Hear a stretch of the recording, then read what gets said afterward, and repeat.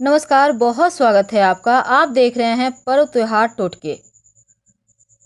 27 सितंबर 2020 को पुरुषोत्तमा एकादशी मनाई जाएगी। देखिए, हिंदू पंचांग की 11वीं तिथि को एकादशी कहते हैं और एकादशी शुक्ल पक्ष में आती है और कृष्ण पक्ष में भी आती है।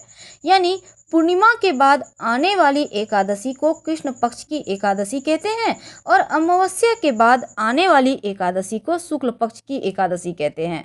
प्रत्येक पक्ष की एकादशी का अपना अलग महत्व होता है और पुरुषोत्तम मास यानी इस बार अधिक मास है और कृष्ण पक्ष में जो एकादशी आती है वह परमा, पुरुषोत्तमा या कमला एकादशी कहलाती है। ऐसे में 2020 में अधिक मास में दो एकादशी पड़ रहे हैं, यानी इस बार दो एकादशी अधिक मनाई जाएगी।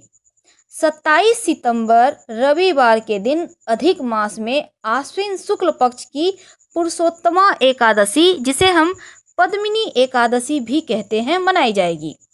पुरुषोत्तमा एकादशी व्रत पुरुषोत्तम मास यानी अधिक मास में करने का विधान है।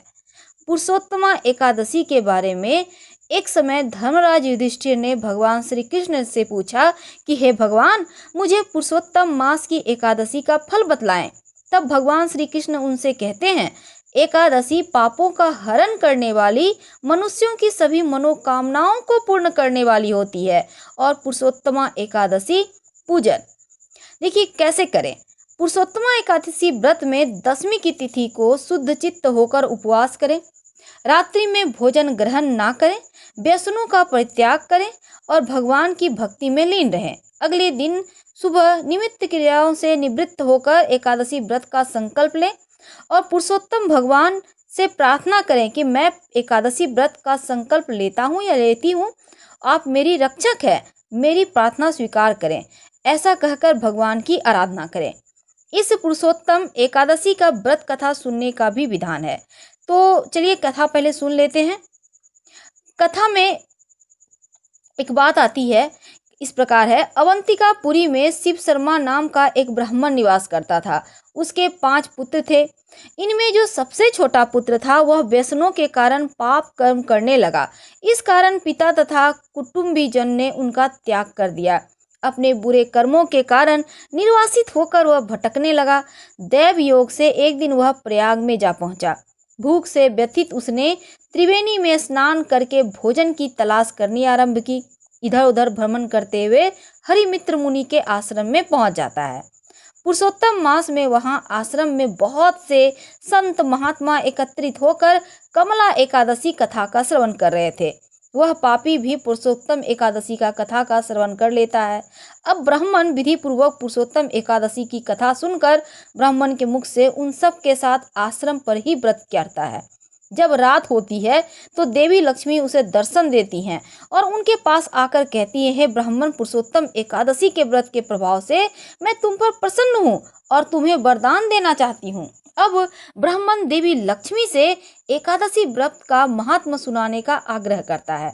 तब माँ लक्ष्मी उससे कहती हैं, यह व्रत दुःस्वप्न का नाश करता है, पुण्य की प्राप्ति कराता है।